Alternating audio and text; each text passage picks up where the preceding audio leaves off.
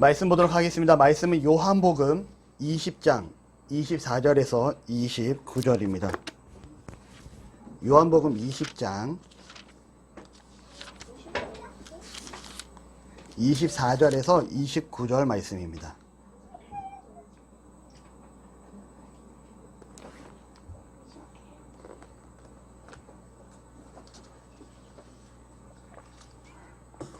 요한복음 20장 24절에서 29절 말씀, 저와 여러분이 함께 한 목소리로 합독하여서 읽도록 하겠습니다.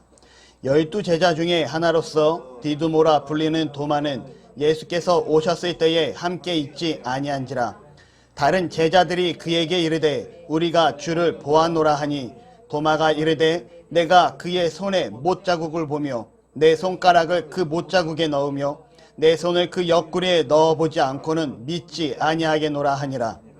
여드레를 지나서 제자들이 다시 집 안에 있을 때에 도마도 함께 있고 문들이 닫혔는데 예수께서 오사 가운데 서서 이르시되 너희에게 평강이 있을지어다 하시고, 도마에게 이르시되 내 손가락을 이리 내밀어 내 손을 보고 내 손을 내밀어 내 옆구리에 넣어보라. 그리하면 믿음 없는 자가 되지 말고 믿는 자가 되라. 도마가 대답하여 이르되 나의 주님이시요 나의 하나님이시니이다. 예수께서 이르시되 너는 나를 본고로 믿느냐? 보지 못하고 믿는 자들은 복되도다 하시니라. 아멘. 할렐루야. 아멘. 오늘 말씀의 제목은 당신의 예배는입니다. 말씀의 배경은 이래요. 계속해서 지금 저희가 요한복음에 대해서 보고 있고 요한복음의 종착역을 향해 달리고 있습니다. 예수님께서 제자들과 함께 식사 후에 겟세마네 동산에서 기도를 하십니다.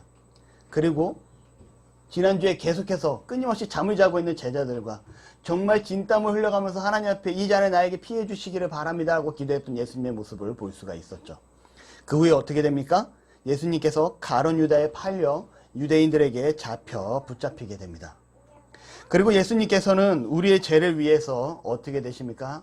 십자가에 못 박혀 돌아가시는 장면을 성경을 통해서 보시게 되죠. 그리고 예수님의 시신을 아리마대 사람 요셉이 모셔다가 장사를 지내게 됩니다. 예수님은 금요일날 돌아가셨고요. 그리고 3일째 되는 주일날 아침에, 즉 새벽에 예수님께서는 부활하시게 되십니다. 마리아가 3일째 되는 날 예수님의 무덤을 갔는데 놀라게 되죠. 왜 놀라게 되냐? 예수님의 무덤이 열려 있고요. 그리고 예수님의 시신이 사라졌다라는 거예요. 마리아는 놀라서 어떻게 합니까? 급히 요한과 베드로에게 말을 합니다. 그리고 요한과 베드로도 예수님의 그 무덤에 왔지만 예수님의 사라진 빈 무덤을 목격하게 되었다라는 거죠. 요한과 베드로는 사라지게 되고요. 그곳을 떠나게 되고요. 사라진 예수님의 무덤에 예수님의 시신이 사라진 그 무덤에 와서 마리아는 슬피 울고 있습니다. 이때 어떤 일이 나타나냐? 천사와 함께 예수님을 마리아가 만나게 된다는 거죠. 그리고 예수님의 말씀에 따라서 마리아는 어떻게 합니까? 예수님의 제자들에게 예수님의 부활하심을 알리게 됩니다. 그 후에 11명의 제자들이 유대인들이 두려워서 자신들 또한 잡아갈까봐 겁나서 숨어 있을 때 예수님이 나타나시게 되죠. 그리고 나서 예수님께서 말씀을 하십니다. 뭐라고 말씀하시냐? 가서 너희는 성령을 받고 복음을 증거하라 라고 말씀을 하시게 됩니다. 그리고 제자들이 그 후에 나타난 도마를 만나게 되죠. 그리고 도마에게 말을 합니다. 예수님이 부활하셨다 라고 말을 하게 되죠. 이때 도마가 뭐라고 말을 하냐? 예수님의 못자국 난 손과 예수님의 창자국 난 그 허리를 내가 만져보지 않고서는 나는 믿지 아니하겠다, 믿을 수가 없다라는 말을 하게 됩니다. 한 8일 정도가 지났을까요? 예수님의 제자와 도마가 함께 있을 때 예수님이 나타나시게 됩니다.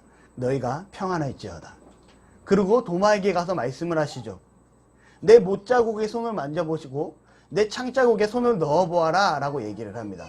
이때 도마가 뭐라고 말을 합니까?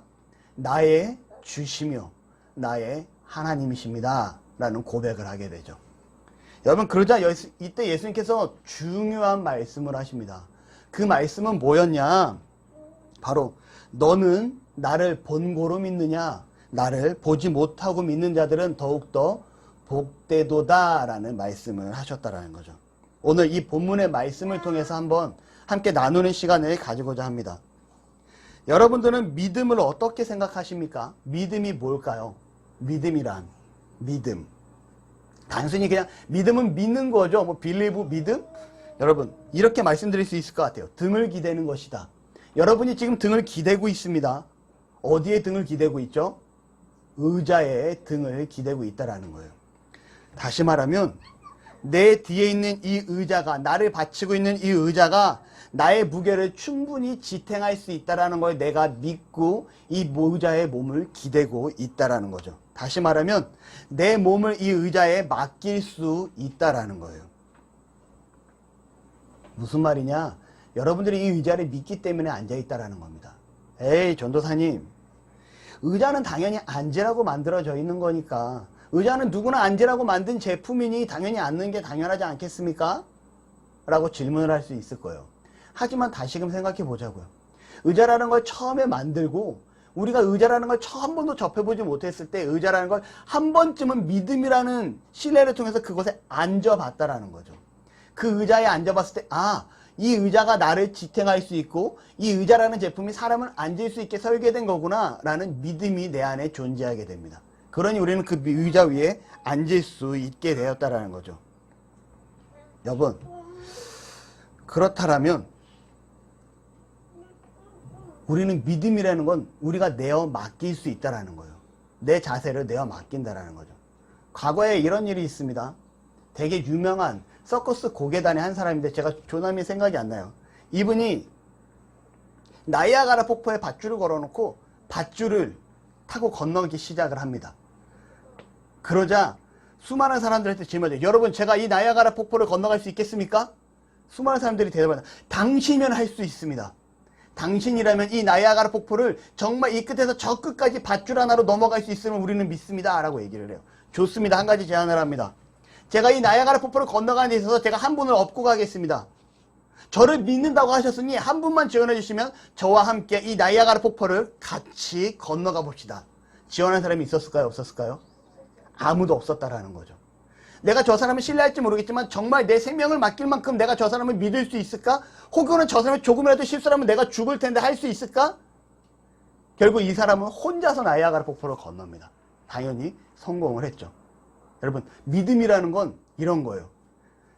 내가 정말 확고하게 믿어졌을 때 기댈 수 있는 거지, 내가 확고하게 믿어졌을 때 앉을 수 있는 거지, 그렇지 않으면 기대거나 앉을 수가 없다라는 거죠.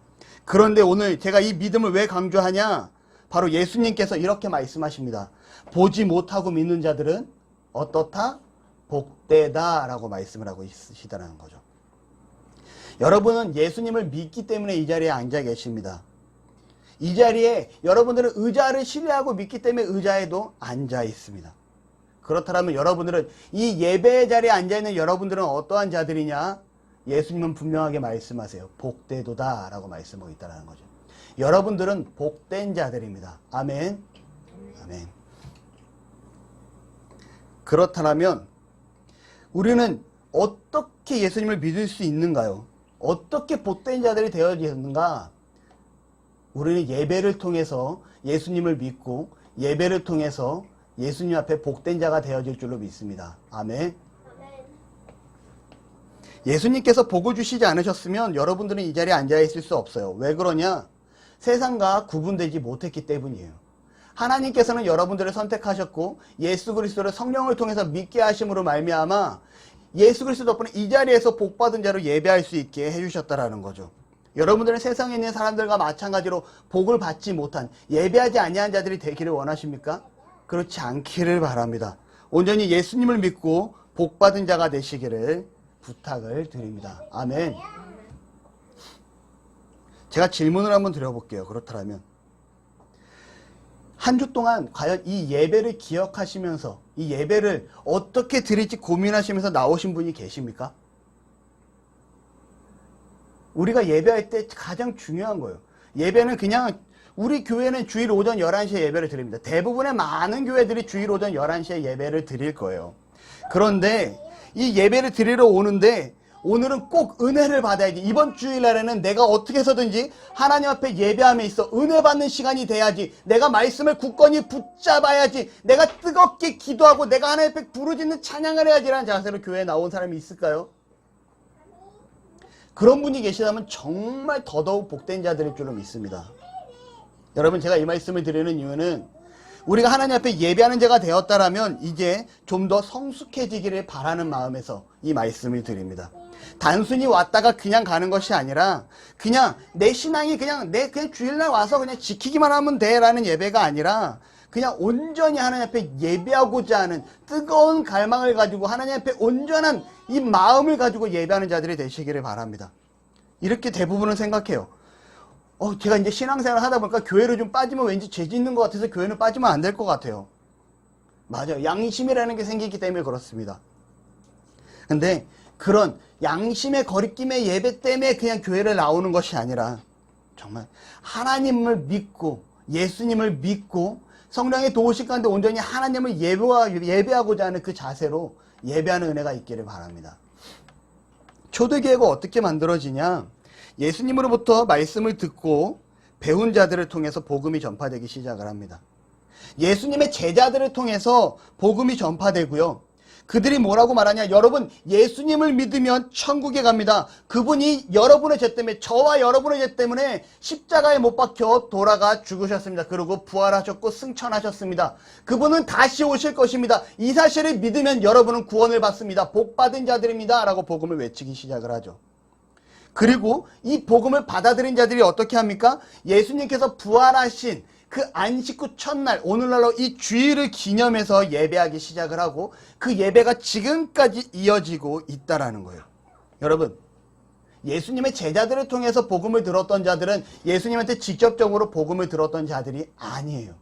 그들은 바로 예수님께서 말씀하시는 예배, 복된 자들, 어떤 자들입니까? 보지 못하고 믿는 자들은 더욱더 복되도다 하신, 보지 못하고 믿는 그들로 인해서 오늘날 교회의 예배가 복된 자들을 통해서 이루어지고 있다라는 거죠. 그렇다면 여러분들은 예수님을 만나셨습니까? 이 만남이라는 게, 예수님을 만났다는 만남이라는 게 우리가 일반적인 인간 대 인간의 만남, 1대1 대면을 얘기하는 게 아니에요. 정말 내 안에 예수님이 믿어지시는지, 정말 내가 그 예수님으로 인해서 행복한지, 내가 그 예수님 덕분에 저 천국을 소망하는 삶을 살고 있는지, 이런 걸 묻는 질문이에요. 다시 물어보겠습니다. 예수님을 만나셨습니까? 아멘. 예수님을 만나고 정말 하나님께 영광 돌리는 은혜가 있기를 바랍니다. 저는요, 고신교단의 SFC라는 출신이에요. SFC가 무슨 뜻이냐면 Student for Christ입니다. 다시 말하면 예수를 위한 학생이에요.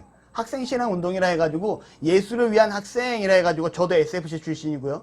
저희 아내도 SFC 출신입니다. 제 기도 제목이었어요. SFC 출신 아내를 만나게 해주시기를 바랍니다. 가 제 기도 제목이었고, 결혼하니 아내도 SFC 출신이더라고요.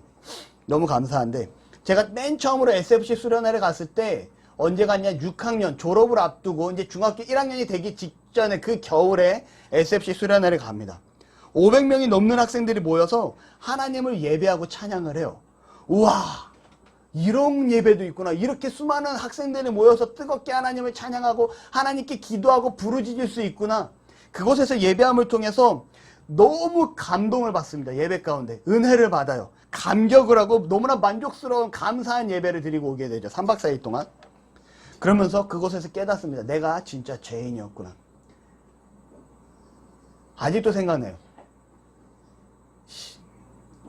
찬양인데, 그때 불렀던 찬양인데, 기쁜 날 주 나의 죄 다 씻은 날 늘 깨어서 기도하고, 이 찬양이 생각이 나요. 왜냐면 그때 제가 그 찬양을 13살이라는 나이에 그 찬양하는데 눈물이 쏟아지는 거예요. 하나님께서 나를 구원하셨고 내가 그 구원함을 인하여 오늘이 내게 정말 기쁜 날이구나라는 그런 감격이 있었던 예배가 생각이 납니다. 그리고 매번 단 한 번도 수련회에 빠진 적이 없어요. 고3이 됐습니다. 이 수련회도요, 계속 가다 보니까 1년에 2번씩 갔거든요. 여름 수련회, 겨울 수련회. 이게 마음이 또 이 수련회 감격이 사라지나 봐요. 수련회를 갔는데 강사 목사님, 저분 분명히 얼마 전까지만 해도 강도사님이셨는데 목사님이 돼서 강사로 오신 거예요. 제가 그 목사님을 누군지 압니다. 누군지 알다 보니까 제가 옛날에 죄송해요. 왜 죄송하냐면 그 목사님을 가르쳐서 덥수룩 해가지고 전도사님이 때, 그분이 강도사님일 때 막 소도둑놈처럼 생긴 거예요. 그래가지고 그 당시 우리 목사님한테 저분 완전 소도둑놈처럼 생겼는데 누구예요? 그러니까 야이씨, 곧 있으면 목사님 대신 강도사님이셔. 그래요? 근데 그분이 왜 이렇게 소도둑놈처럼 생기셨대요? 근데 그분이 강사로 오신 거예요, 그때.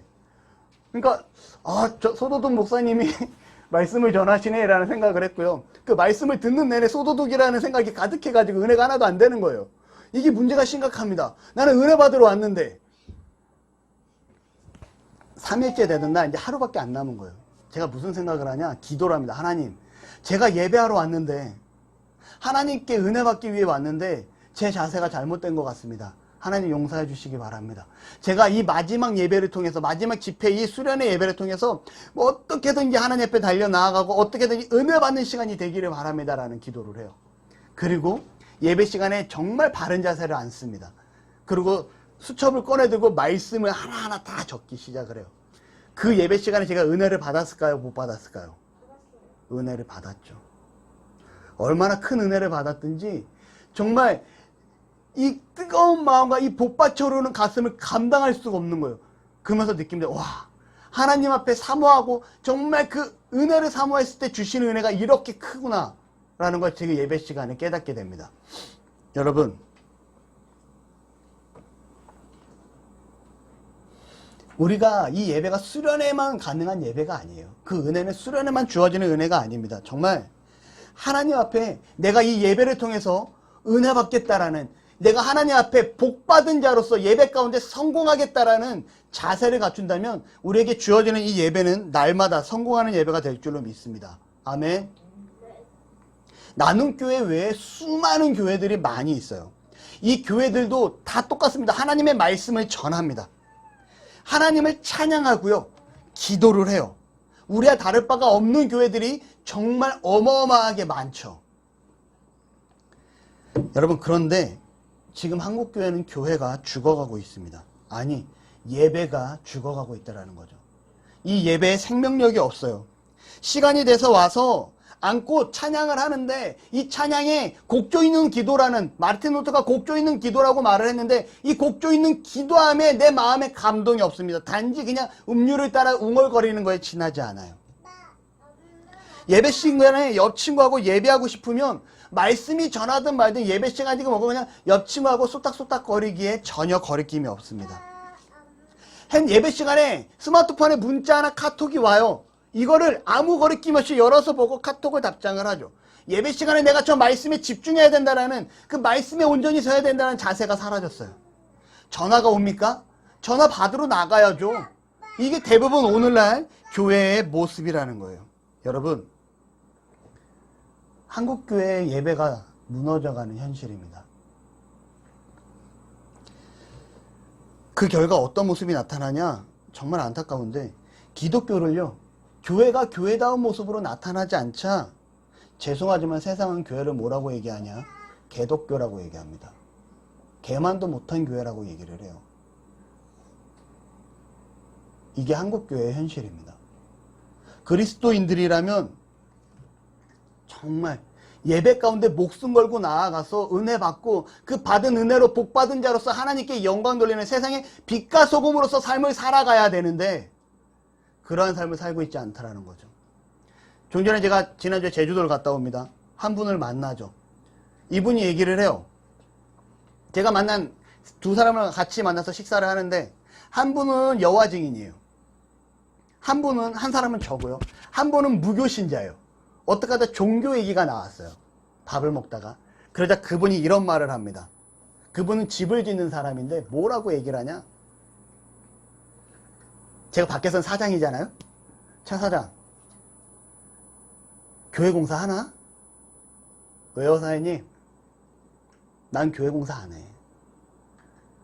교회 공사만 하면 말들이 많아. 왜 이렇게 지저분한지 모르겠어 라는 표현을 씁니다. 저도 안타깝지만 목사님 저는 그래서 봉사 아니면 교회 공사 안 해요. 봉사라고 하면 교회 공사 합니다. 봉사 아니면 저도 교회 공사 안 해요. 안타까운 현실이죠. 이렇게 얘기를 해요. 뭐냐면 한국 교회가 무너져도 제대로 무너져 있다는 거죠. 세상에서 교회를 엄청나게 욕하고 있습니다. 원인이 뭘까요? 그 교회 다니는 성도들이 바로 서지 않았기 때문에 그래요. 다시 말하면 그 교회 다니는 성도들이 이 말씀 가운데 복받은 자로서 예배 가운데 성공하지 못하는 삶을 사니 단순히 형식에 지나는 예배를 드리는 삶을 살다 보니 변화가 없다라는 거죠. 이게 오늘날 우리 한국교회의 모습입니다. 더 나아가면 말씀을 전하는 말씀 선포자, 설교자들도 하나님 앞에 바로 서지 못한 모습이 많다 보니 성도들한테 다른 모습을 보여주지 못하고 있다는 거예요. 죄송하죠. 다시 말씀드립니다. 예배에 승리하는 자가 되기를 바랍니다. 예배에 승리할 때 우리는요, 말씀 충만한 삶으로 하나님께 영광 돌리는 세상의 빛과 소금으로 살게 될 줄로 믿어요. 아멘. 미국의 유명한 설교자인 토미 텐이라는 목사님이 계십니다. 그분이 거룩한 예배라는 책에서 뭐라고 얘기를 하냐? 여러분, 예배가 살아나야 합니다. 그리고 예배가 살아나기 위해선 간절함이 있어야 됩니다. 라고 얘기를 해요. 그러면서 그가 하나의 예를 듭니다. 뭐라고 말하냐? 아버지가 있는데 사랑하는 딸이 있습니다. 이 사랑하는 딸에게 얼마나 예쁜지 뭐든지 다 해주고 싶은 거예요. 그리고 딸아이가 자라서 자전거를 배우기 시작을 하죠. 이 아빠가 어떻게 합니까? 딸아이가 자전거를 탈 수 있게끔 열심히 가르쳐 줍니다. 그리고 시간이 흘러서 이 아이가 혼자서 자전거를 탈 수 있는 시기가 돼요. 그리고 이 아버지는 거실에서 신문을 펼쳐두고 신문을 보고 있고요. 딸아이는 마당에 나가서 자전거를 타기 시작을 합니다. 갑자기 조금 있다 소리가 나요. 어떤 소리가 나냐? 우당탕탕 하는 소리가 납니다. 뭘까요? 이 딸아이가 자전거를 타다 넘어지는 소리죠. 자, 그러면서 들리는데 이 딸아이가 울면서 아빠 하면서 우는 소리가 들리기 시작을 합니다. 과연 이 신문을 보고 있던 아버지는 어떻게 행동했을까요? 아이, 네가 넘어진 건 네 스스로 수습해야지 라고 끝냈을까요? 아니라는 거죠. 신문은 더 이상 글자가 빽빽히 적혀있는 종이에 지나지 않아요. 신문을 버려두고 문 밖으로 뛰쳐나갑니다.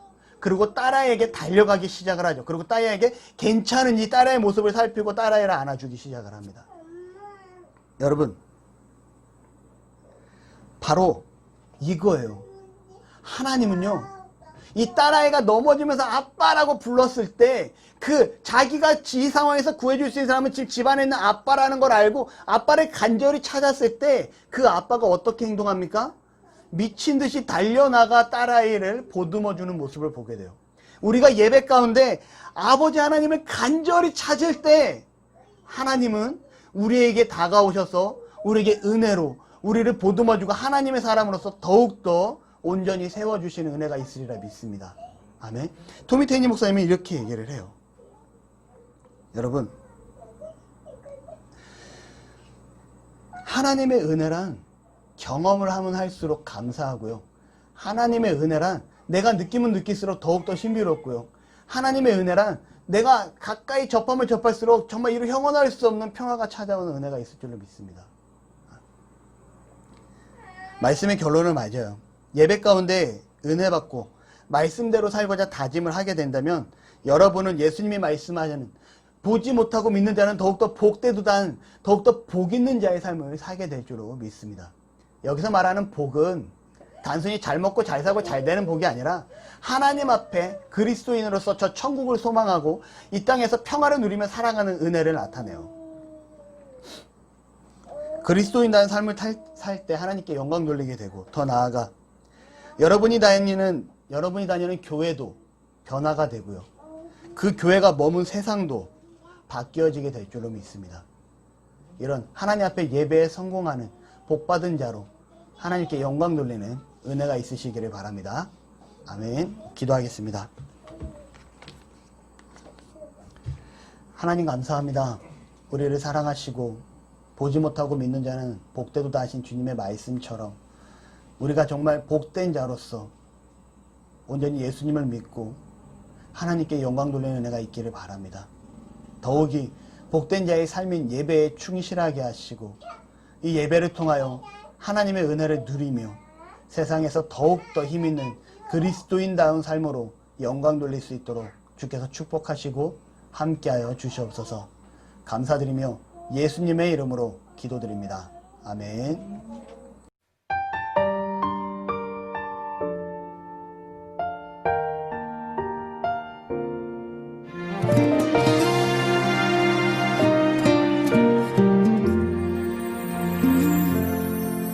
내가 걸어온 길 길고도 짧은 길 내 힘으로 걸어온 줄 알았는데 여기까지 온 것도 주가 동행함이라 주님 나와 동행하심이라.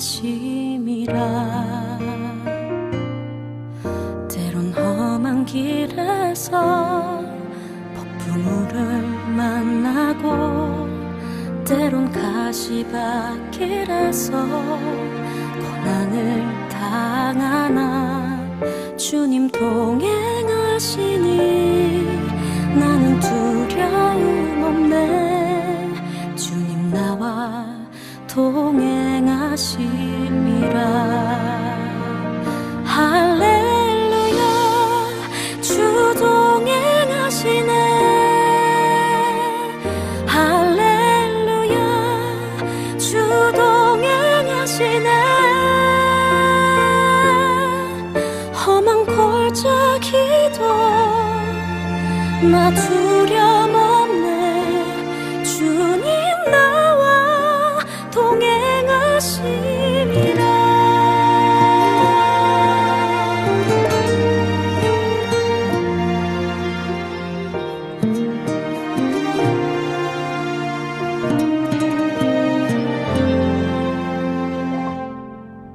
때론 험한 길에서 폭풍우를 만나고 때론 가시밭길에서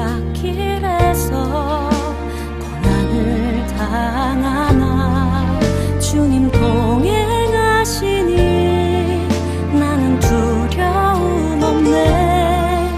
주님 나와 동행하심이라. 할렐루야 주 동행하시네. 할렐루야 주 동행하시네. 그 나라 갈 때까지 나를 붙드시네. 주님 나와 동행하심이라.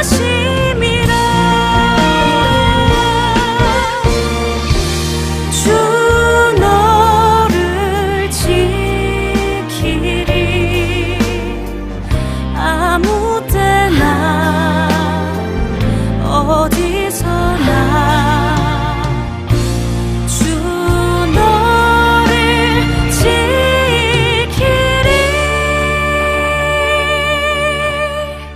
늘 지켜